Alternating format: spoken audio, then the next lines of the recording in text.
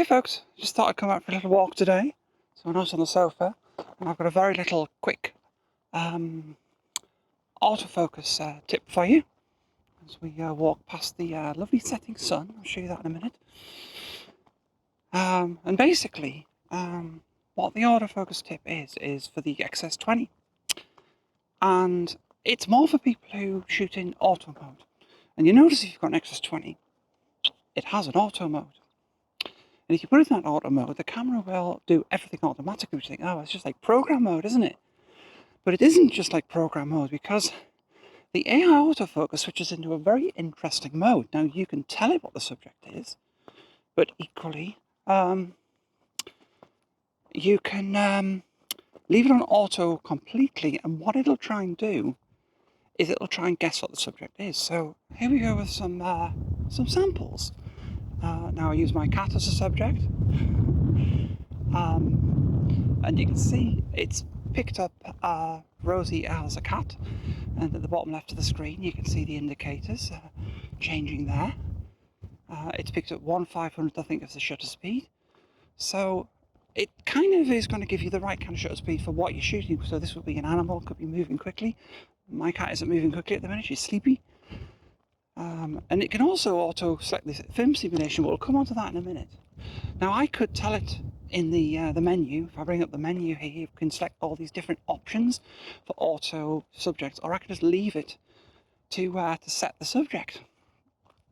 Now, if we shoot something else here, which is quite interesting, we've got a landscape scene shooting out the window here, but we've also got a path. And notice on the path how, as the people walk past on the path,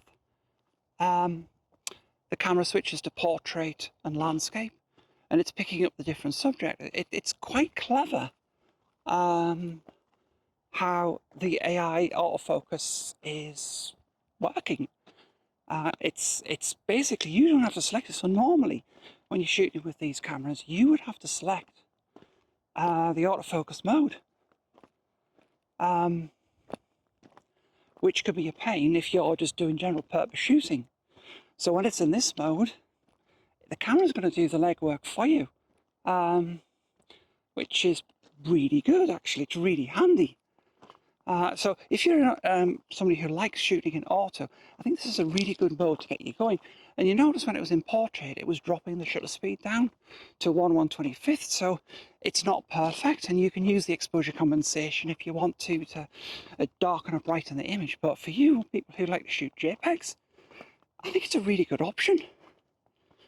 And it's something that you should definitely look at on your camera. And a lot of people have been wanting Fuji to bring this function to manual mode on the camera, because at the minute you can't set this. I would love to have something where I'm just doing general purpose shooting, have manual control, but AI autofocus where it just goes, oh, this is the subject, and maybe a touch screen comes up and you can just touch on the option.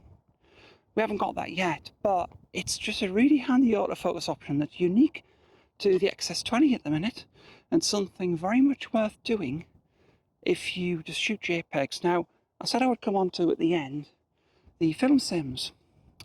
You can select the film sims through your normal Q menu and choose what you want, but if you leave the film sim on auto, it tries to guess the film simulation for the exposure you're doing. So that could be a landscape, it might choose Velvia. For a street scene, it might choose classic chrome. You may not want to give the camera that much control, but again, it's something you could just experiment with and see what you come out with.